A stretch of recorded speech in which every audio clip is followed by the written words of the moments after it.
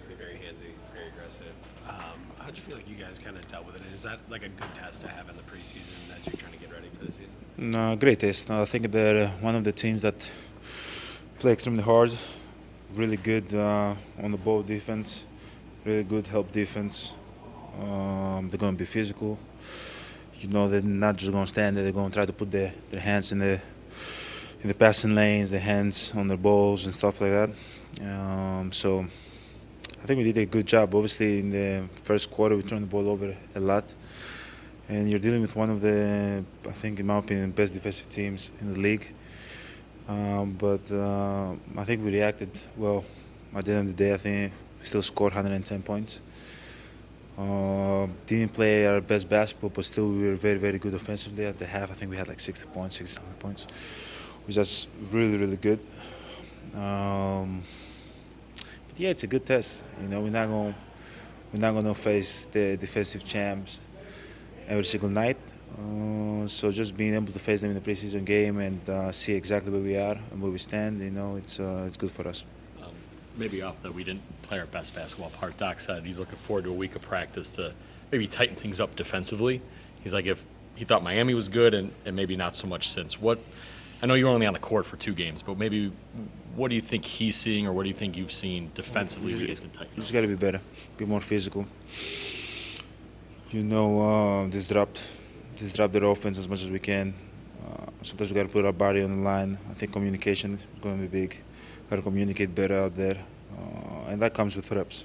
That's pretty much it. I think offensively we were really, really, really good, but defensively we got to take a step, to a better direction. So I would agree with Coach Doc. Overall, again, it wasn't our best basketball game, but offensively we were really good. I'm not gonna lie. If we can play the same type of offense that we played tonight, you know, we're gonna be pretty happy. Or the same type of offense that we played against Chicago, we're gonna be pretty happy. But as Doc said, we gotta be better defensively moving forward, and we have 7 days in front of us to get better. How do you feel mentally, physically heading into year 13 now that you've got a couple games on your belt? And I guess just playing with this sort of new group, how's it felt? Feel good. Feel great. Generally speaking, what do you think is the most difficult aspect of playing defense in the league right now?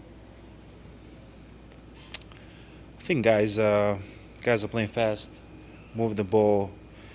Like before, I think a couple of years ago, you know, they passed the ball in the post. Guys were standing around, so you were able to, like, you know, kind of stand around and show help. But now it's just totally different. Everybody's moving. You know, pick and roll is taking place. Somebody's cutting the weak side. You know, ball handler comes out of the pick and roll, throws the ball in the short roll. The guy from the corner is cutting. The guy on the wing is going to the corner. So guys just keep on moving. So it just makes it harder.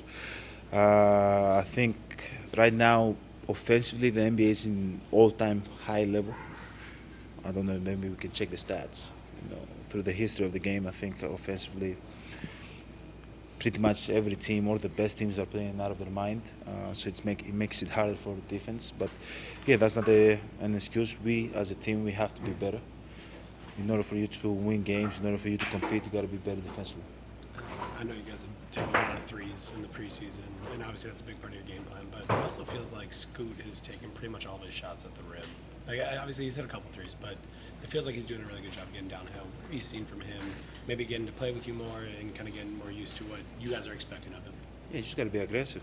You know, he's a big guard, 6'7", 6'6".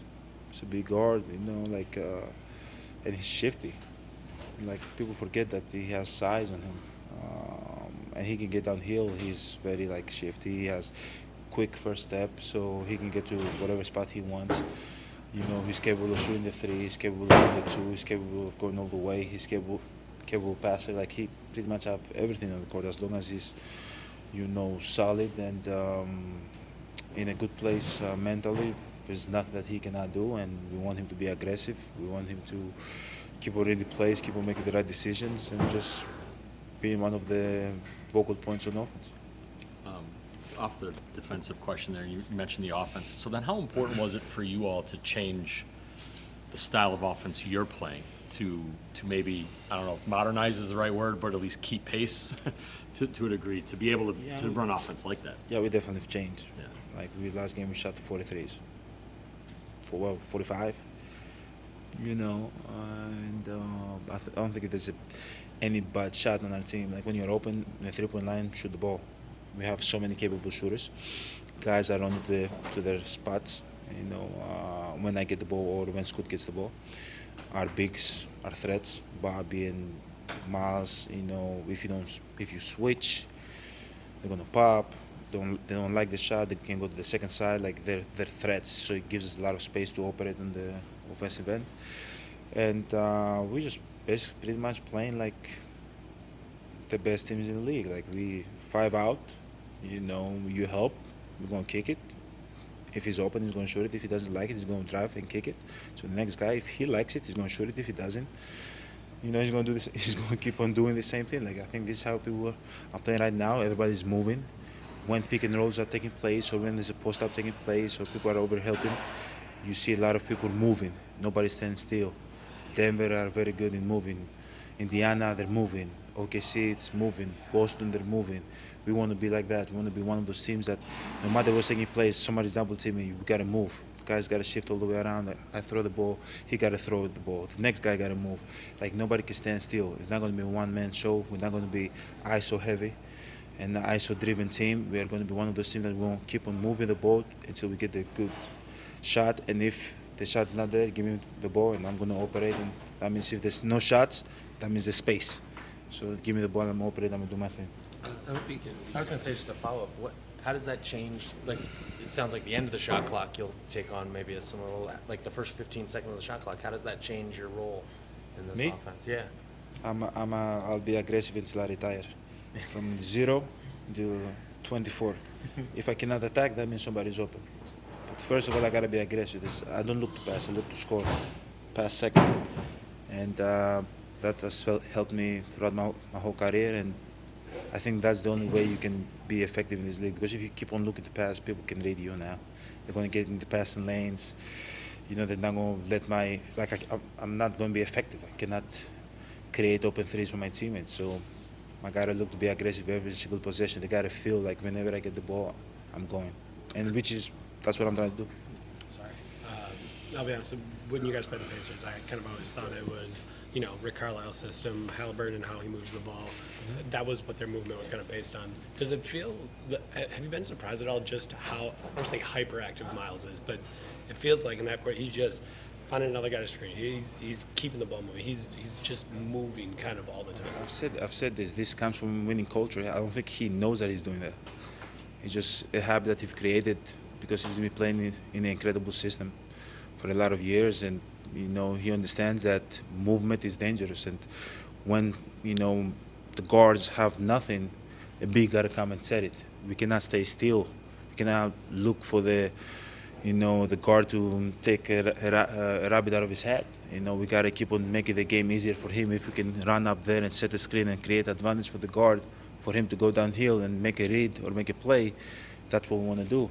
And Miles is really good at that, you know. And I hear him all the time on the bench when he's like, the other bigs out there, Jericho or Bob, he's like, come on, go get him, go get him, go get him. And that when I notice stuff like that, I realize it comes because when you've been around winning culture for a lot of years, you create good habits. I don't think he knows that he's doing it, but we notice because it's something new for us. When you talk about all that movement, is that a mental challenge as much as a physical one? What do you mean? Like to keep moving on both sides of the ball to guard that too. Like, is it? Yes, it is. First of all, it's a physical challenge. You got to be in shape to move, and two, it's also mental because sometimes when you move, you don't get the ball. You got to be okay with that. You know, when you run down to the baseline, you know, and run up and set the screen and then roll again and don't get the ball, and then you got to, especially the bigs, because we run from baseline to baseline, you got to run all the way down to the other baseline and try to get a rebound, put your body in the line, then run all the way down the other baseline and look, and then go get the guard, set the screen, roll, and you don't get it. You know, it takes a toll on you. And at the end of the day, you have to be mature enough and mentally tough to understand that sometimes I'm not going to get the ball, And what I'm trying to do right now is to create an advantage for my teammates to operate and make their a play for themselves or a play for somebody else.